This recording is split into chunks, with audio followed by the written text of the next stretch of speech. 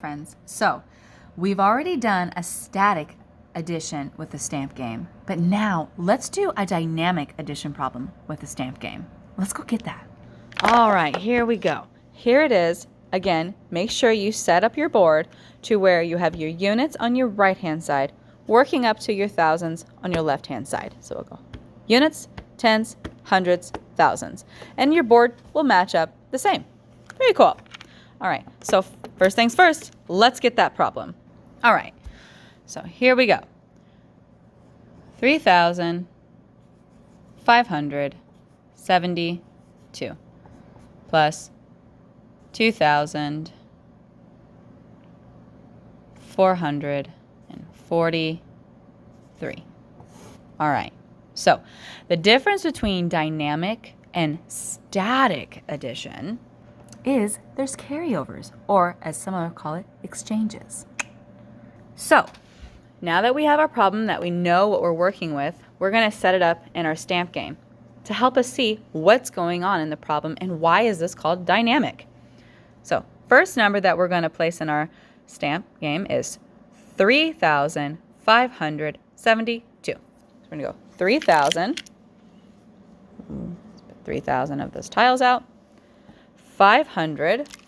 500's out. 1, 2, 3, 4, 5.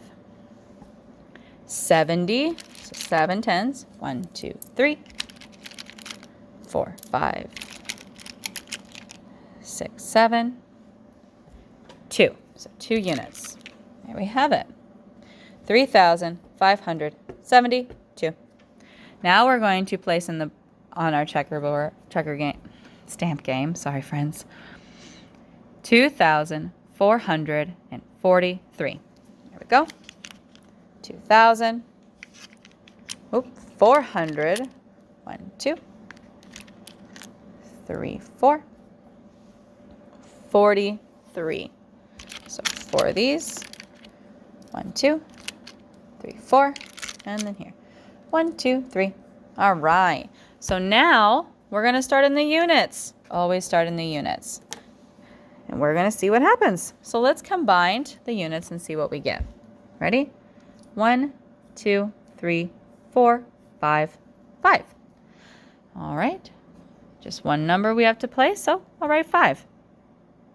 2 plus 3 is 5. All right, now we need to move on to the tens. So let's combine all of our tens. All right, before we start counting, I want us to remember, if you make it to number 10 in one row, I want you to stop, okay? So I'll stop if I count to number 10. So here we go.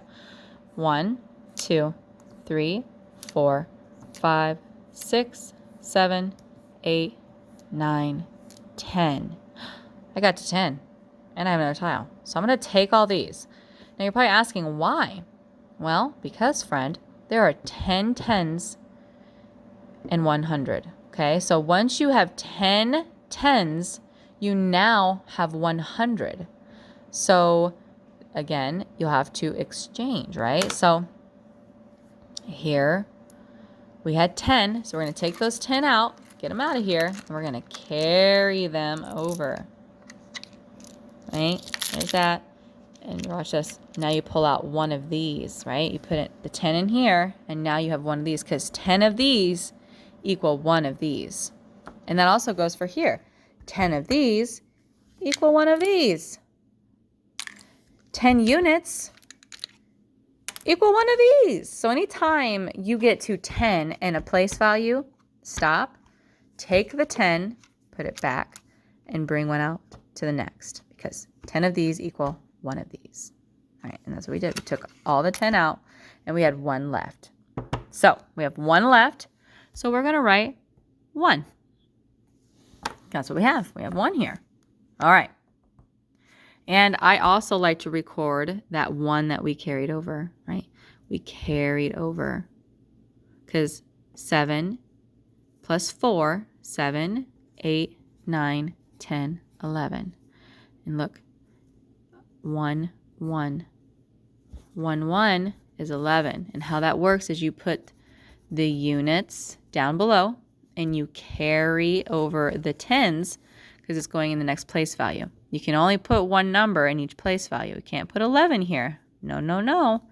This 1 carries over to the next, just like we did here. Because we had 10, took out, and we took 1 here, and we placed it there. So now let's see how many we have here. Push them all together. 1, 2, 3, 4, 5, 6, 7, 8, 9, 10. It's 10. So we're going to take all that out. We have 10, so we're going to exchange it, put that in there, and take out 1 of these. Exchange it over. So now we have nothing here. 0. So do I just leave this blank? No. The zeros are very important. You have to put it in there for place value. 0. Because, right, remember we had 10 here. 10. Well, number 10 looks like this. 10. So the units are going to go down, and this 1 right here is going to carry over. So here we go. 0, carry your 1. Very good. So we had 0 in our hundreds, and there was 0 there. We represented that. And we carried over a 1, and we represented that by up here.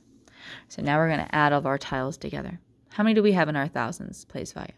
1, 2, 3, 4, 5, 6. I'm going to record 6. 6. And then put my comma there for place value. Look at that. So we just solved it. We just did a dynamic problem. So let's read our answer. 6,015. Very cool. So the difference between static and dynamic addition is dynamic, you will have carryovers. It's very, very important to do those carryovers. And the reason why you do that is because once you have 10 of units, you're going to exchange and you're going to carry over. Once you have 10 tens, you're going to exchange and carry over. Once you have 10 100s, you're going to exchange and carry over. Same goes on and on and on and on. Thank you for coming to my lesson, and bye for now, friends.